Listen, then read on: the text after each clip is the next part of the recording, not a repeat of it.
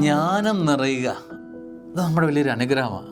ജ്ഞാനത്തിന് വേണ്ടി പ്രാർത്ഥിക്കണം. ജ്ഞാനത്തിൻ്റെ ഒരു പ്രത്യേകതയെക്കുറിച്ച് ഇന്ന് സുഭാഷിതം 2:12 പറയുക. സുഭാഷിതങ്ങൾ 2:12 പ്രത്യേകം ശ്രദ്ധിക്കണം. 2 കാര്യങ്ങളാണ്.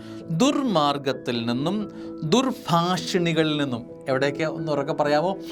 ദുർമാർഗത്തിൽ നിന്നും ദുർഭാഷിണികളിൽ നിന്നും ജ്ഞാനം നിന്നെ മോചിപ്പിക്കും. ജ്ഞാനത്തിൻ്റെ പ്രത്യേകത ദുർമാർഗം, തെറ്റായ മാർഗം, ദുർഭാഷിണികൾ, സംസാരങ്ങൾ, ഈ രണ്ടവസ്ഥകളിൽ നിന്നും ജ്ഞാനം നിറയുന്നവർ മാറി നിൽക്കും. അതിൽ നിന്ന് മോചിപ്പിക്കും. ഇതാണ് ജ്ഞാനത്തിൻ്റെ പ്രത്യേകത. തെറ്റായ വഴികളോട് നോ പറയാനുള്ള കൃപയുടെ പേരാണ് ജ്ഞാനം. ജ്ഞാനം നിറയാൻ വേണ്ടി പ്രാർത്ഥിക്കണം.